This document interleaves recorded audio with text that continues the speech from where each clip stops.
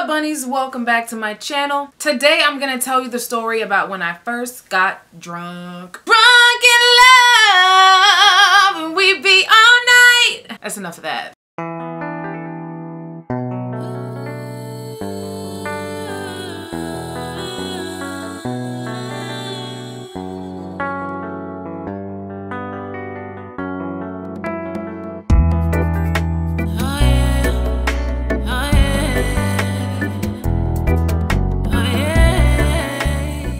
So this is not a story I go around telling everybody because I don't get drunk. Like, this was the very first time, and it was one of 2 times, and I've never been drunk again. I'm just not a drinker like that. But let's start at the very beginning.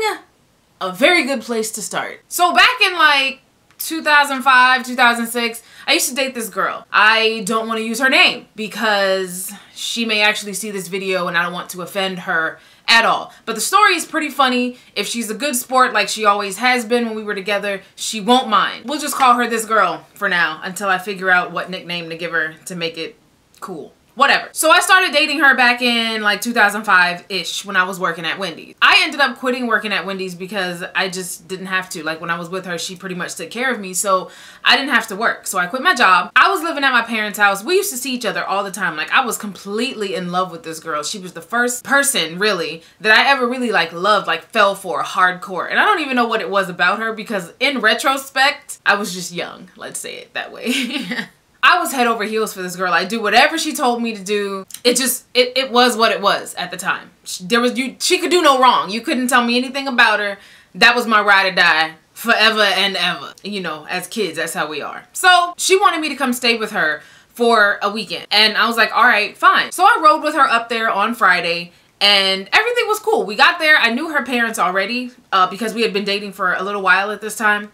And I had already met her mom and everybody was cool. I met her kids and it was cool. And I was just, you know, having a good time, feeling everything out. So that afternoon, her mom gave us a bottle of Haitian rum because they're Haitian. I'd never had rum before, period, let alone Haitian rum. And it had these little twigs in the bottom and I was looking at it like, I don't know if I actually want to drink that, but we'll see, you know, we'll see. Her cousins came over and we had a really good time. While we're watching TV, she tells me she's gonna make me something to drink. And I was like, okay, that sounds fine. Mind you, I trusted her.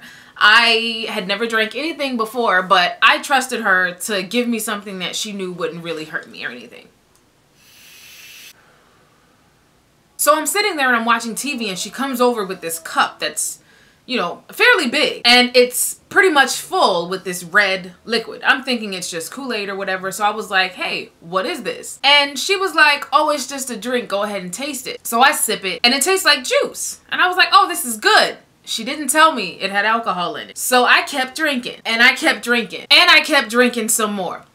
And I drank that doggone juice until it was like that in the bottom of the darn cup. She comes over and she was like, Dad, you drank it all? You ain't saved me none? And I was like, yep, I sure did. And it's delicious. It's so good. I don't know what you put in it, but it's delicious. I don't even realize at this point that I'm slurring my words. I sound ridiculous. She's laughing at me. And I don't know why, because I feel fine. I'm feeling like super elated. I don't know. I didn't even notice that I had gotten like sloppy drunk because I'm sitting on the floor in front of the TV. So eventually I give her the cup and I turn back and I start watching TV. I'm feeling mad sleepy. Like, it's only 10 o'clock at night or so, but I'm feeling super sleepy. I can't even hold my eyes open. I'm like falling over like this. And I'm like, man, I should probably just lay down. So I grab a pillow and I lay down and I fall asleep. In the middle of the night, I don't even know if I was dreaming. But in the middle of the night, I wake up all of a sudden and I swallowed. And I was like, that was weird. Whatever that was in my mouth was weird. And in my head, I heard, you should probably go to the bathroom. I went to go stand up and it was not as easy as I thought it was. I'm tripping and I'm stumbling. And meanwhile, it happens again. Like, almost involuntarily, stuff enters my mouth. And I'm like, oh, what is that? So I cover my mouth and I turn and I start walking toward the bathroom in the dark. All of us are sleeping on the floor. My girlfriend's sleeping right next to me. And I'm thinking I'm stepping over her feet and I'm clear and I'm walking. But as I'm walking, it's just coming and it's coming and I can't stop it. And it's going all over my shirt.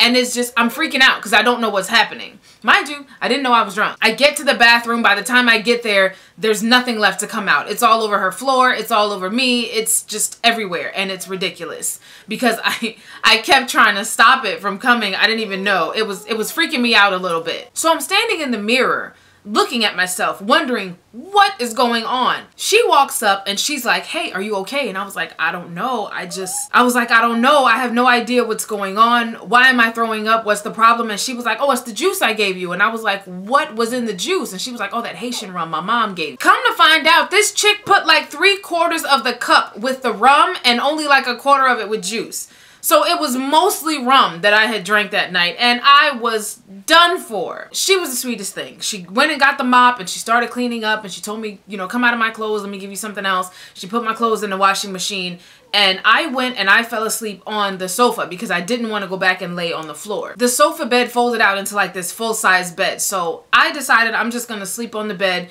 I wanted her to sleep with me, but she was like, no, my mom, and blah, blah, blah. You know how it is when you're young and trying to be gay and your parents don't accept it. So whatever. So I fall asleep. The next morning at like 8 something in the morning, her mom is up in the kitchen banging stuff around, and I have this terrible headache. And I was like, I want her to just stop doing whatever it is that she's doing so that I can get some sleep.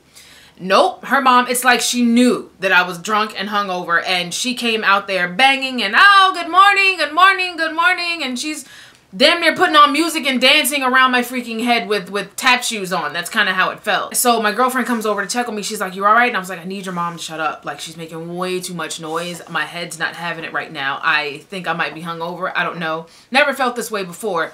And she's like, yeah, you just have a little hangover. You'll be okay. Let me get you something to eat. I was like, no, I'm not hungry. I don't want anything to eat. I just want to sleep. I want her to leave me alone so I can sleep. No, that never worked out that way. Eventually, I had to get up and go take a shower. So I did that. I came back. The bed was folded back up into the sofa. So I just laid down on the sofa itself. Man, it's like when you're hungover, everybody wants to do the loudest thing they can possibly do. Her kids are in and out of the door, which is right there next to the sofa. Her mom is in the kitchen cooking up a storm, like griot, I think they call it, the pork that they fry, and the chicken and the rice, and the smells are making me nauseous as hell. She brings me over a slice of bread. I eat it, but I don't want to. She's trying to bring me water. I don't even want the water. Her mom wants me to get up and move around. Come on, get up, come over here, let's do this. I got something on the computer I need your help with. And it's like they don't even care that I'm just done for right now. They don't even care. I was astonished that I wasn't still vomiting, because I've seen people when they get drunk like that, because of the alcohol poisoning in your system, you just are vomiting all day, all night. You have this terrible migraine and it just won't go away, and it's the worst thing ever. So at this point, I just want everybody to leave me alone and be quiet. But is anybody doing it?